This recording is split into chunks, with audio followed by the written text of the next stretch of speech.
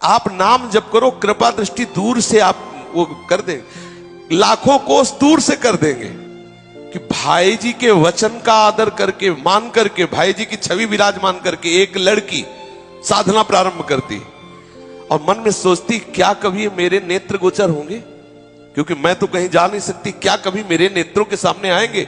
और लड़की से वो बूढ़ी हो गई, भजन कर उसका प्रभाव फैला।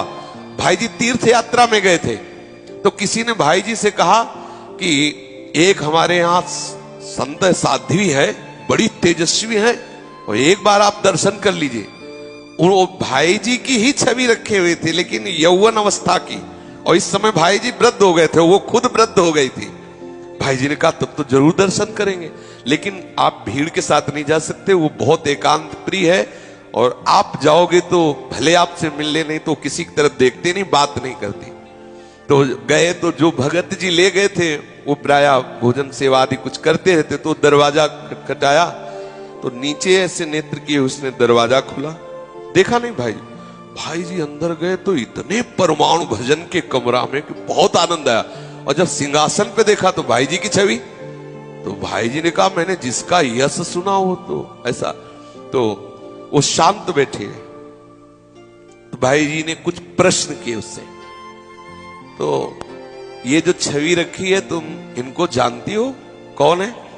भाई जी को फिर भी नहीं देख रहे, वो कह रहे हाँ हमारे प्राणाराध्य है। क्या नाम है इनका?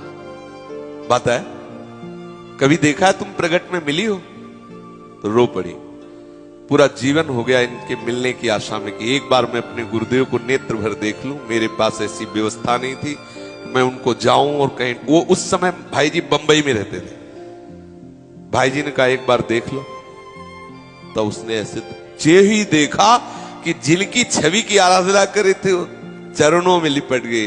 मैं मान गई मेरे प्रीतम सत्य है, मेरी भावना सत्य है। बहुत देर उधर भाई जी के चरणों में वो अभिषेक कर रहे, इधर भाई जी के नेत्रों से आंसू उसके ऊपर। इतनी प्रियता, इतनी निष्ठा, बरस पड़े भाई जी, ये निष्ठा। थोड़ी देर के बाद वो समाहित चित्त हुई और भाई जी से कहा कि बस आप हमारी जो अंतर की वृत्ति थी पूर्ण कर दिया। अब आपसे एक प्रार्थना है, किसी को बताना नहीं। मैं जैसे एकांत निष्ठा से अपना जीवन गुजार रही हूं, चाहती हूं, क्योंकि आप बार बार आओगे तो सबको पता चल जाएगा। मैं चाहती हूं मेरी प्रीति को कोई जाने ना। हम तो ये चाहते थे कि आप भी न जानो मेरी प्रीति को, लेकिन एक बार मैं दूर से देख लेती आपको, लेकिन आप मेरी भावना को सत्य करने के लिए आप पधारे।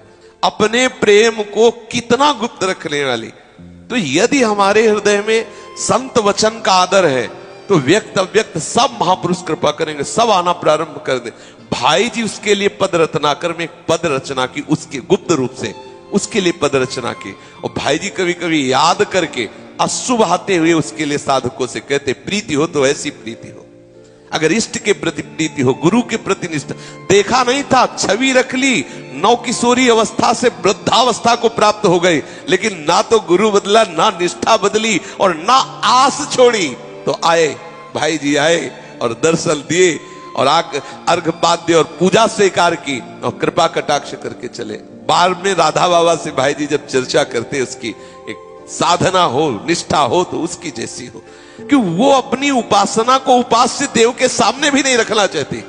इतना एकाकी प्रेम कि हमारे उपास्य देव भी न जाने कि मैं उनसे इतना प्यार करती हूं। यह है विशुद्ध प्रेम। तो हमें अगर संत कृपा, भगवंत कृपा का अनुभव करना है तो हमें भजन करना होगा। अगर भजन नहीं तो भजन न सेनी प्रेम की, अगर भजन नहीं तो फिर कृपा चाहे जितनी अनुभव ही नहीं होगा। है तो कृपा सबके ऊपर प्रभु की है, कौन अनुभव करता है? लेकिन वही अनुभव कर पाता है जो प्रभु को पुकारता रहता है, उसके हृदय का रोम रोम कहता है मेरे प्रभु मेरे ऊपर बहुत कृपा कर रहे हैं, बहुत प्यार है तो सबका।